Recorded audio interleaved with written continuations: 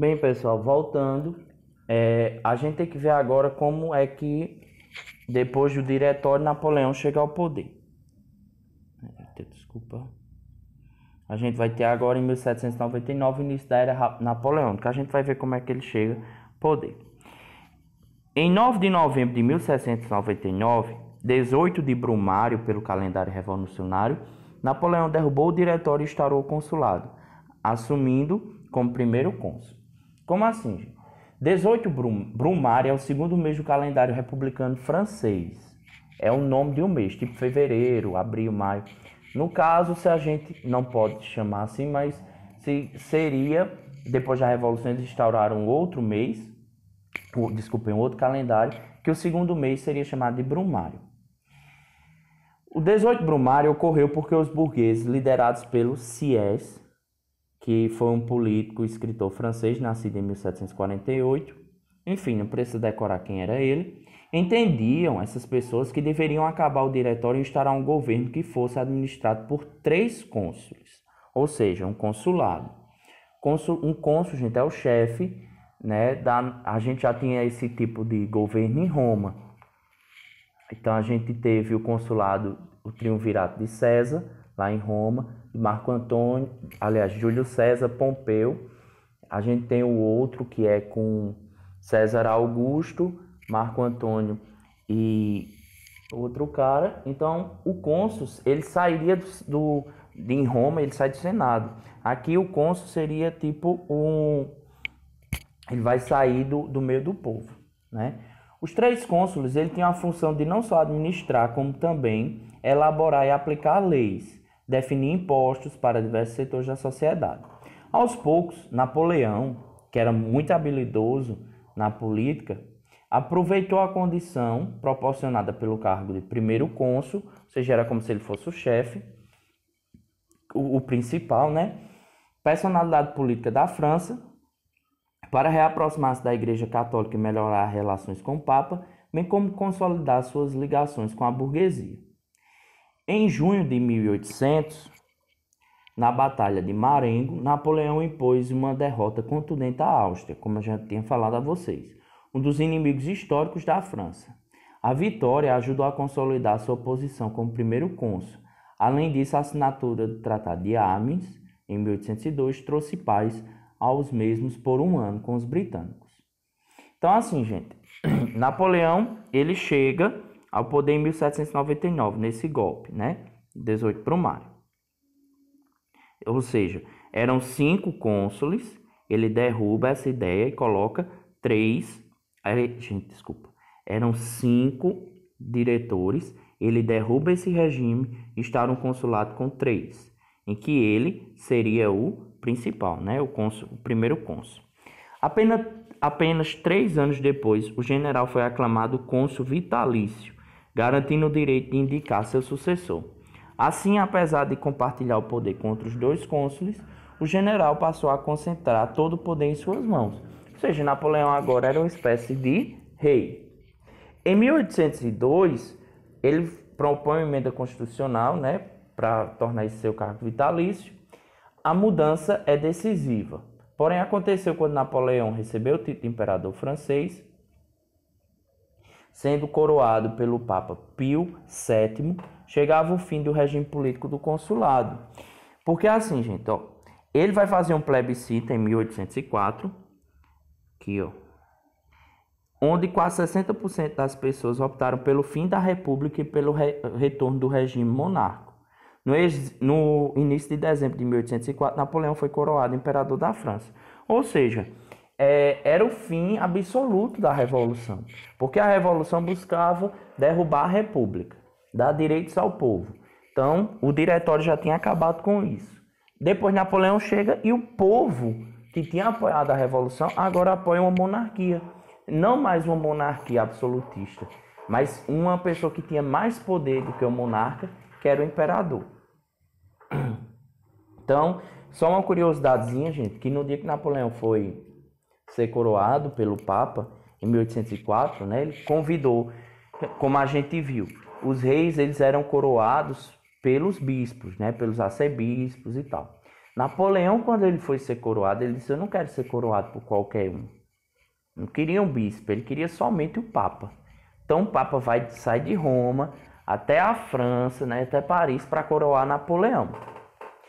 Gente, quando o Papa pega a coroa e vai colocar na cabeça de Napoleão, ele toma a coroa do Papa, diz assim, que ninguém é digno de coroar ele. Então ele toma a coroa da mão, no meio da cerimônia, da mão do Papa, e ele mesmo se coroa. Se eu fosse o Papa, eu tinha pego a cruz, né, que ele anda, e tinha danado na cabeça de Napoleão, que fazia a pessoa viajar de Roma até Paris para coroar. E quando chega lá, a pessoa se autocoroa, né, fez ele dar a viagem perdida. Mas enfim, isso foi só uma curiosidade. Então, como é que vai ser esse governo de Napoleão? Gente, até hoje, os franceses, eles têm muita, eu não diria devoção, mas eles têm muito saudosismo com Napoleão. Para eles, Napoleão foi um grande líder. Como a gente, por Getúlio Vargas. Mesmo sabendo das tiranias que Vargas aprontou aqui pelo Brasil, ele foi, sem sombra de dúvidas, um grande governante. Então, mesmo sabendo das coisas que Napoleão aprontou lá na França, sem dúvida ele foi um grande governante. Então, como é que ele vai fazer isso, né? Em 1804 é publicado o Código Civil, também designado Código Napoleônico, que influenciará muitos outros códigos na Europa e no mundo. O Código Napoleônico consagra os princípios do individualismo burguês, protege a propriedade privada, garante a igualdade de todos perante a lei e assegura a liberdades individuais. Institui-se o casamento civil e a possibilidade do divórcio. Isso é muito importante, porque aqui está a síntese da Revolução Francesa. Como se esse Código Napoleônico fosse um apanhado geral do que a Revolução queria, e Napoleão transforma em lei.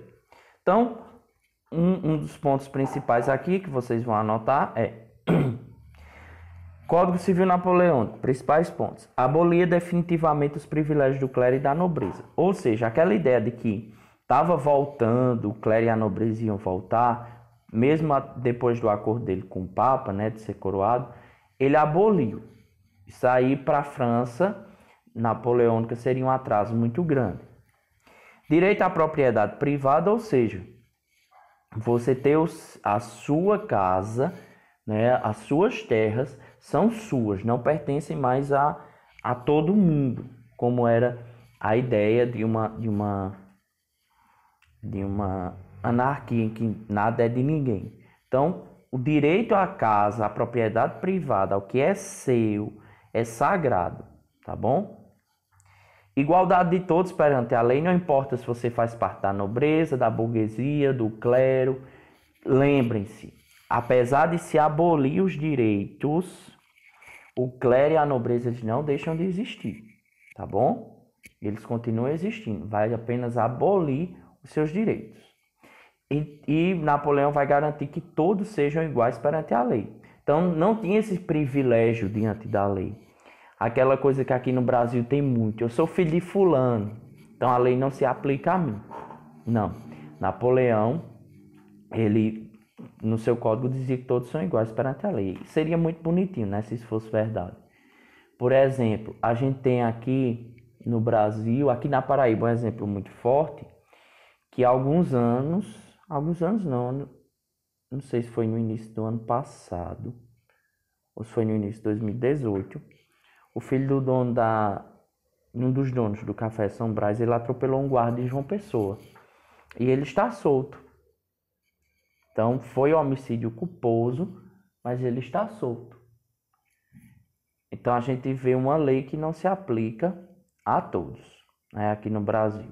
Para ele, a lei não existe. Enquanto isso, a gente vê pessoas que não têm tanto dinheiro, né, não têm essa posição social, são presas imediatamente.